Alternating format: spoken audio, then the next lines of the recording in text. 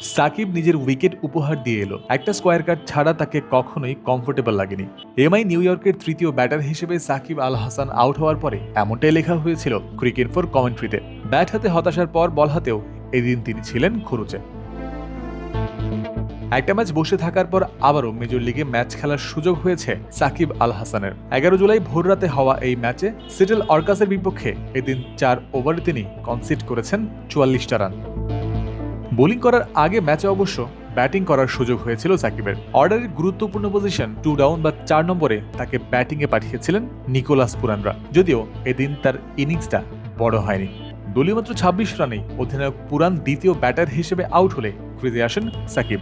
নিজেরও দলের জন্য দায়িত্ব নিয়ে বড় কিছু করার দারুণ সুযোগ ছিল সামনে, তবে পরবর্তী 4 ওভার 1 বলের মধ্যে তাকেও কাটা পড়তে হয়েছে। মার্কাস স্টয়নিসকে ক্যাচ দেওয়ার আগে 14 বলে তিনি করেছেন 15 রান, সংগ্রহে 2টি 4-এর মার।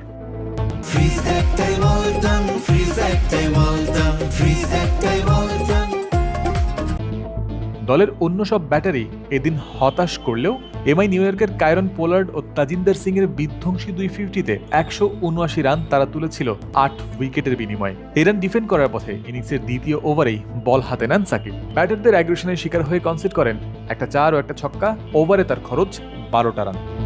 ব্যক্তিগত দ্বিতীয় ওভারে 5 রান খরচ করে সাকিবের কন্ট্রোলড বোলিং। পরের ওভারে 2-4-এ হজম করেন 11 রান, আর শেষবার বল হাতে নিয়ে হজম করেন 2 ছক্কা। বোলিং ফিগারে যোগ হয় আরও 16 রান। 11 ইকোনমি রেটে উইকেট বঞ্চিত থেকে শেষ হয় তার বোলিং কোটা।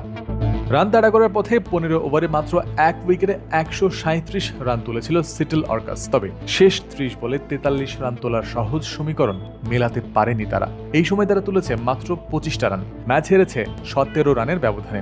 9 ম্যাচে 5টা জয় নিয়ে এমআই নিউ ইয়র্কের অবস্থান এখন পয়েন্টস টেবিলের 3 নম্বরে। জয়ন্ত বিন্দু, ক্রিক ফ্রেন্সি।